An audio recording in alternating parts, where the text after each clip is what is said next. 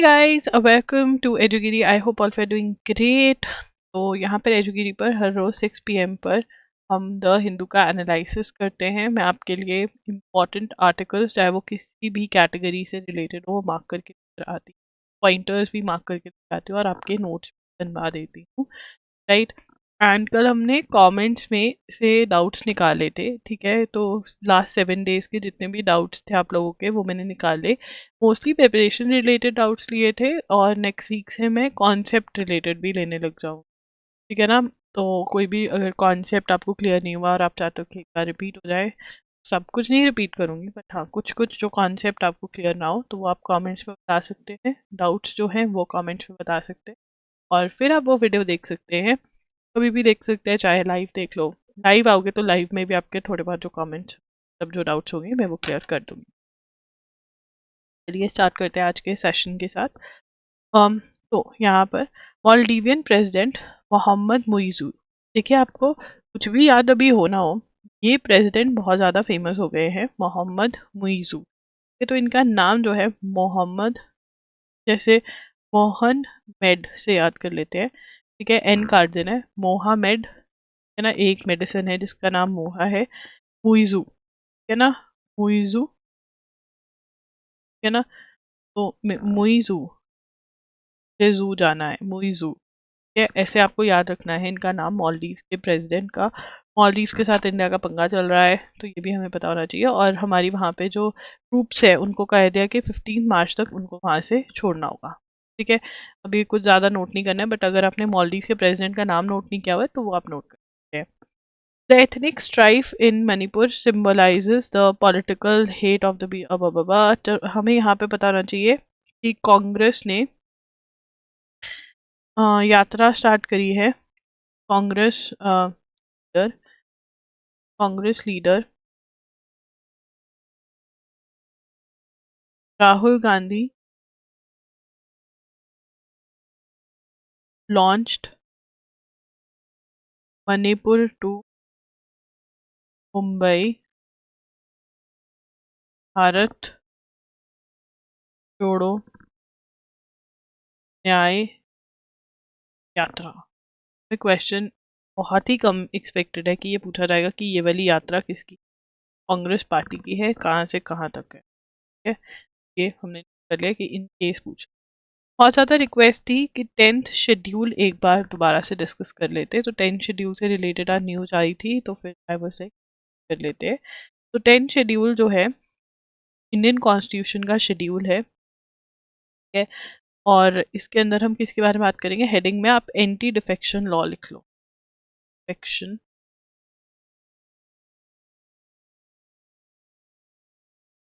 Anti defection law, ठीक है। Anti defection law के बारे में आज हम बात करने वाले हैं। एंटी डिफेक्शन लॉ में बात करने से पहले हम पहले टर्म्स का समझ ले। डिफेक्शन, डिफेक्शन का मतलब क्या होता है।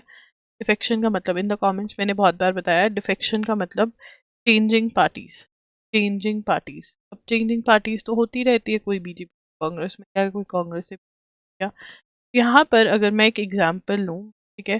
फॉर एग्जांपल ABC है, ठीक है, वो इलेक्शन लड़ा कांग्रेस की तरफ से, ठीक है ना। और ABC जो है वो MLA बन गया, मेंबर ऑफ लेजिस्लेटिव असेंबली, मतलब स्टेट में, स्टेट के जो लेजिस्लेचर होते हैं उसका मेंबर बन गया, जीत गया वो, ठीक है। अब यहाँ पर ABC को चुल मची, ABC कहता अब मैं बीजेपी जाऊंगा। तो ये जो कांग्रेस से इलेक्शन लड़कर जीतकर बीजेपी में गया, इस चीज को डिफेक्शन बोलते हैं, ठीक है ना। अब अगर कोई डिफेक्शन करता है उसका क्या रिजल्ट होता है, डिस्क्वालिफिकेशन हो जाती है। क्या हो जाती है, डिस्क्वालिफिकेशन। तो चेंजिंग ऑफ पार्टीज के जो कॉन्सेप्ट है उसको डिफेक्शन कहते हैं, और इससे रिजल्ट क्या होता है, पनिशमेंट क्या मिलती है, डिस्क्वालिफिकेशन। तो यहाँ पर एंटी डिफेक्शन लॉ लेकर आए इस चीज़ को अवॉइड करवाने के लिए, ताकि बहुत मतलब स्टेबिलिटी हो सके। ये नहीं कि आप पूरा 5 साल यही कर रहे हो, पार्टीज चेंज कर रहे हो, इसको अवॉइड करने के लिए एंटी डिफेक्शन लॉ आया इंडिया में। तो पढ़ेंगे, the anti defection law punishes individual members of parliament MLAs for leaving one party for another. Parliament added it, तो यहाँ पे ये पूरा लिख लेते हैं। Anti defection law, anti defection law punishes individual, punishes individual members of parliament or state legislature, that is MP or MLAs or MLA, or leaving one party for another, है ना। अब जो इलेक्टेड मेंबर है उसको ये punishment मिल सकती है। अब कोई नहीं इलेक्टेड, वो जो मर्जी करे, उससे कोई फर्क नहीं पड़ता, ठीक है ना। ये 10th शेड्यूल कैसे ऐड हुआ था? 10th schedule was included in the constitution via the second amendment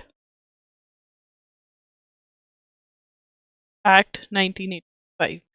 तो 52nd अमेंडमेंट एक्ट 1985 के थ्रू ये जो अमेंडमेंट है, ये जो एक्ट है, ये ऐड किया गया था ना। दिस इज इंपॉर्टेंट, यहाँ से क्वेश्चन बन सकता है। मोस्टली क्वेश्चन यही बनता है कि 10th शेड्यूल जो है वो क्या है, या एंटी डिफेक्शन लॉ के बारे में कॉन्स्टिट्यूशन में कहाँ पे बात करी है, ठीक है। तो हमने अब इसके अमेंडमेंट भी याद कर ली, कौन सी अमेंडमेंट से ये ऐड हुआ था, ठीक है। उसके बाद it sets the provisions for disqualification of elected members और द ग्राउंड्स ऑफ, ठीक है। यहाँ पे बताया गया है कि डिफेक्शन की पनिशमेंट क्या होगी, ठीक है। उसके बाद डिफेक्शन बाय 1/3। अब यहाँ पर क्या हुआ था, पहले, अब हर केस में डिफेक्शन अगर होती है, मतलब पार्टी चेंज होती है, तो डिस्क्वालिफिकेशन नहीं होती, ठीक है ना। किस में नहीं होती? अब यहाँ पर एज पर 1985 एक्ट अमेंडमेंट जो हुई, उसमें defection bye 1/3 of the elected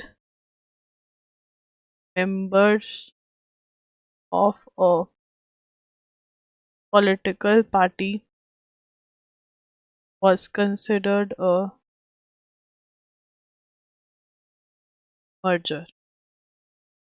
मतलब अगर 1/3 of the political parties, या 1/3 of the member or elected members of a political party, they join some other party, then it is known as merger। मतलब it won't lead to disqualification, वो defection नहीं मानी जाती, but ये change कर दिया गया था, ठीक है। But 91st constitutional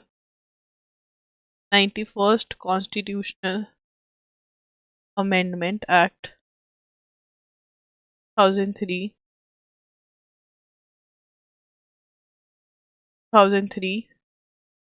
at least 2/3 members of a party must be in favor of merger। मतलब अगर 2/3 मेंबर्स, अब क्या लॉ है, अगर 2/3 मेंबर्स ऑफ वन पार्टी जो है, if 3rd members of one party they move another party, then it is not defection, है ना। अगर बहुत सारे लोग इकट्ठे मूव आउट होते हैं, मतलब कोई इशू हो जाता है और सच में उसको चेंज करना पड़ रहा है, तो अलाउड है, बट वैसे नहीं है, ठीक है ना। The members disqualified under law, they can stand for elections again, ऐसा कुछ भी नहीं है, किसी सेम सीट से, किसी और सीट से, कोई दिक्कत नहीं है, ठीक है। बट यहाँ पर एक और जो क्वेश्चन बहुत ही इंपॉर्टेंट है, ये है डिसीजन ऑन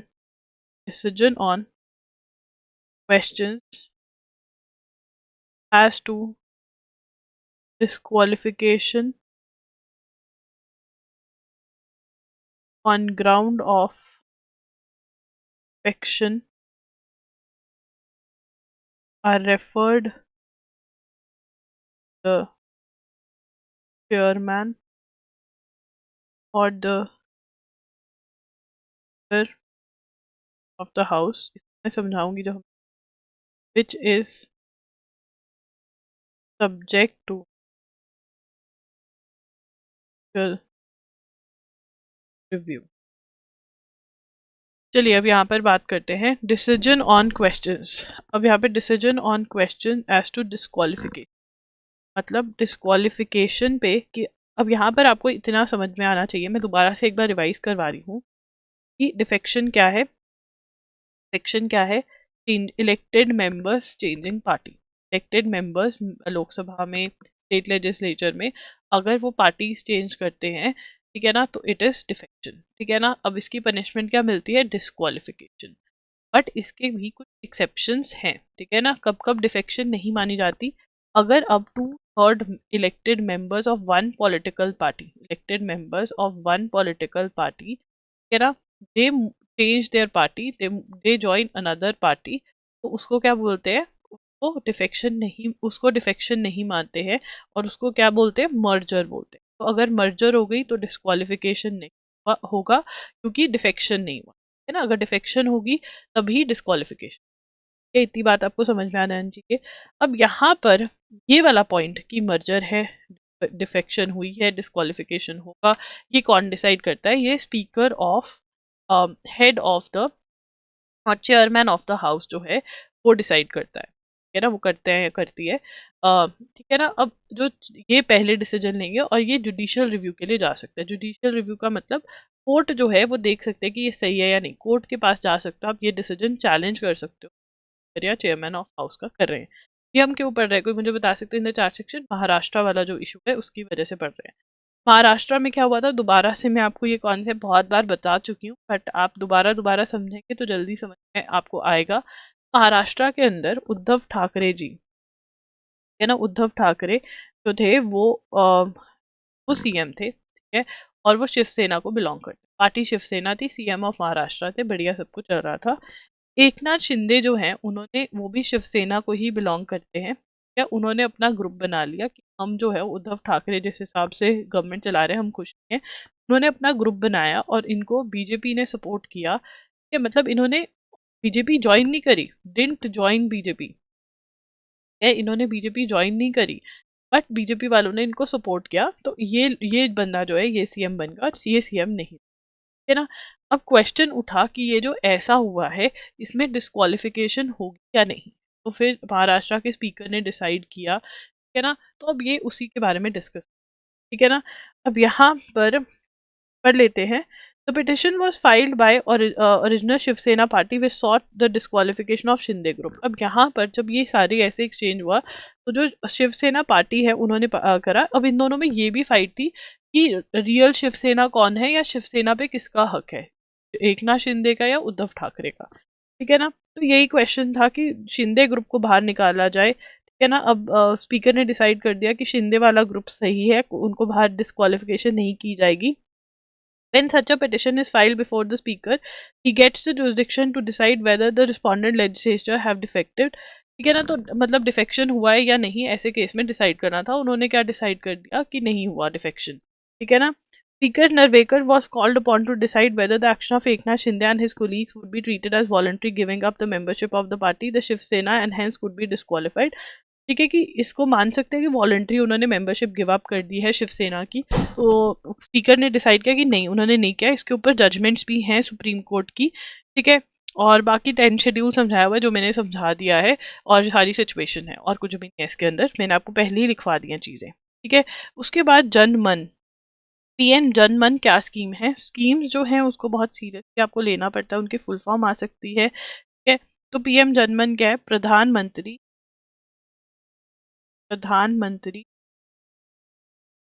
जनजाति आदिवासी न्याय महाअभियान,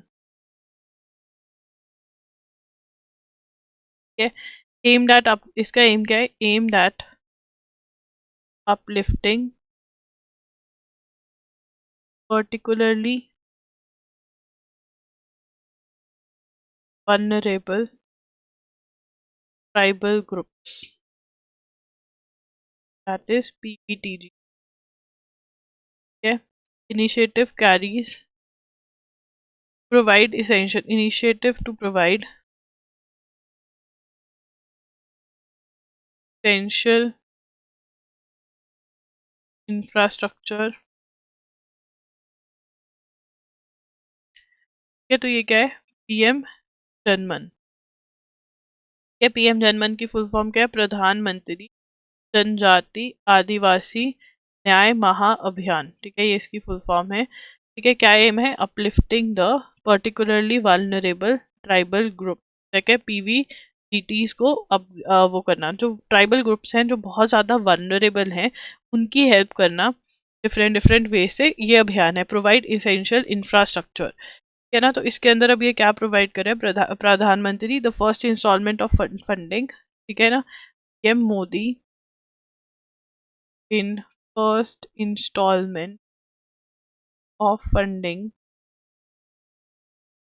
फॉर पक्का होम्स, पक्का घर दे रहे हैं इनको, होम्स बना रहे हैं इनके लिए अंडर द पीएमजे, जो प्रधानमंत्री, दो स्कीम्स को मिलाया जा रहा है यहाँ पे। एक तो आवास योजना जिसमें घर बना के दे रहे हैं, घर के लिए पैसे दे रहे हैं, या प्रधानमंत्री योजना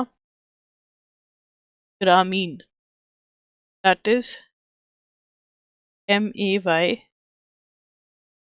है ना, PVTG as part of PM Janman package. ठीक है ना, तो यहाँ पे PM जनमन जो है वहाँ पे PVGTs की हेल्प करी जा रही है। ठीक है ना, और यहाँ पर जो आवास योजना है उसके अंदर घर प्रोवाइड, होम्स जो हैं वो प्रोवाइड करे जा रहे हैं। ठीक है, funding for pucca Holmes under प्रधानमंत्री आवास योजना ग्रामीण। ठीक है जी, उसके बाद आगे चलेंगे। उर्दू पोएट की डेथ हो गई है, इनका नाम लिखेंगे। Urdu poet Munawar Rana passed away. ठीक है, क्वेश्चन क्या बन सकता है? उर्दू राना, सॉरी, मुनावर राना जो है वो उर्दू के पोएट है, ये क्वेश्चन बन सकते हैं। और जिनकी डेथ हुई अभी वो क्या करते हैं, क्या है? गवर्नमेंट कॉल्स फॉर राष्ट्रीय विज्ञान पुरस्कार, the first ever national science award. अब यहाँ पे राष्ट्रीय विज्ञान पुरस्कार, अब हमें क्वेश्चन ये नहीं आ सकता कि कब बुलाया गया, नहीं, राष्ट्रीय विज्ञान पुरस्कार से रिलेटेड क्वेश्चन आते हैं। The very first question is the first ever national science awards from individuals और team in various fields of science technology. From, उसके बाद 300 awards different institute, last date for nomination which is celebrated इस। अब ये national science day के बारे में बता रहे हैं। National science day is on 28th Feb. Awards will be announced on, awards will be announced on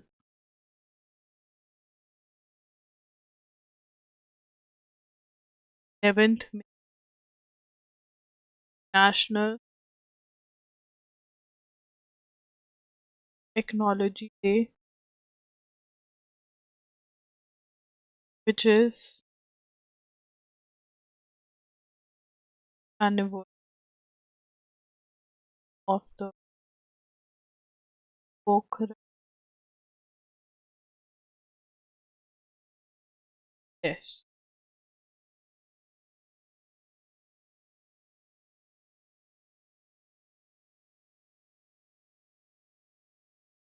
ठीक है, उसके बाद the awards will be conferred on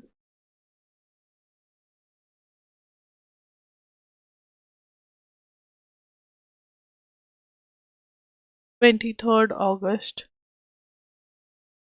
is National Space Day,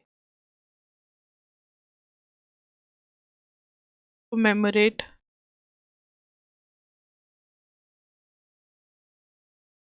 Chandrayaan 3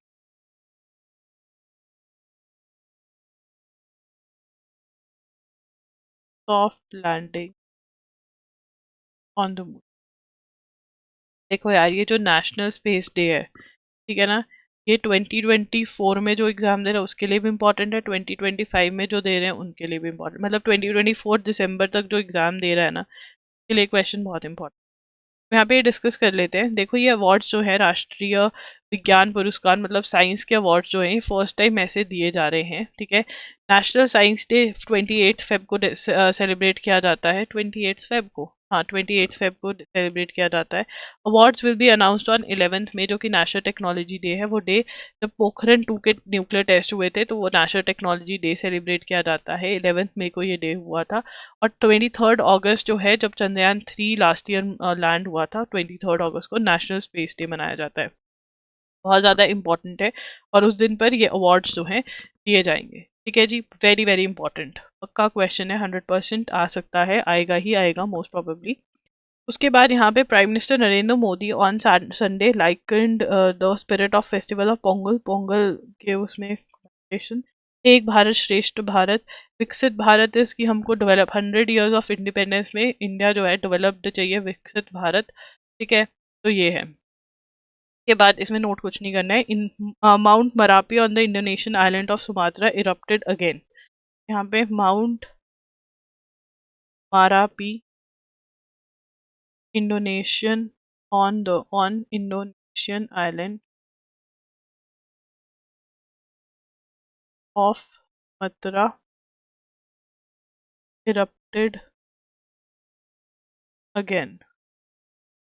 है ना, तो ये इंडोनेशिया में है माउंट मारापी। ठीक है, मारो और पियो, ऐसे याद कर सकते हैं, मारापी। तो यहाँ पे Denmark's king Frederik's X acceded to, throne ले लिया उन्होंने। Denmark's king Frederik X acceded to the throne, मतलब he has taken over the throne. In new era after his mother queen acceded, abdicated मतलब you know खाली कर दिया। abdicated का मतलब renounce one's throne। ठीक है, mother mother Margrethe abdicated मतलब renounce the renounce renounce the throne। ये गिव अप कर दिया उन्होंने। More than 1 lakh danced turning to the event after final house round carriage. 8-year-old queen signed a declaration of abdication, but carriage 82 years की है उनकी mother, 83 years old। Okay. He then left the Council of State, also run by the government. The new wife, his wife, their 18-year-old son, the new Christian Margarita left the room with tears in her eyes, saying, "God bless the king." Prime Minister. ठीक है, Mary is the first commoner to become queen in Denmark. अब जो नए king है उनका नाम याद रख लो यार, ये इंपॉर्टेंट है। नए किंग का नाम क्या है? फेडरिक, लिखते हैं फ्रेड, क्या है? फ्रेड एरिक, क्या, डेनमार्क के किंग। क्वीन का नाम भी याद रख लेना। और यहाँ पर इंडियन रेसर, ये लिखेंगे Indian race, Indian racer Rehan Daruwala, Rehan Daruwala endured a disorder family debut as if in 16 at tag। अच्छा, in won it।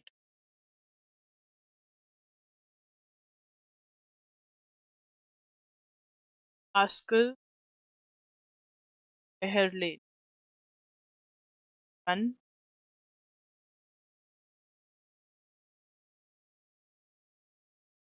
है, और इंडियन जो है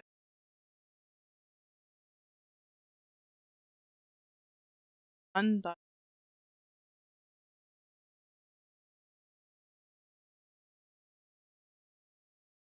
तो गाइज अगर आपने loggery.in में कर लेना, करंट अफेयर से रिलेटेड वीडियो आएंगी, मंथली वीडियोस आएंगे 7 to 8 आवर्स में आप। एंड अगर आपको ये डेली और ₹100 के टेस्ट है बस, MHC पर 5 ईयर है और स्टार्ट के मामले है। टू विजिट आवर वेबसाइट लॉगरी, एंड प्लीज कमेंट कि आपको सेशन कैसा लगा, कोई डाउट है, बिकॉज डाउट से कमेंट से उठाया करूँगी। And also like the channel, share about us with your friends, and yeah, that's it. Bye bye, take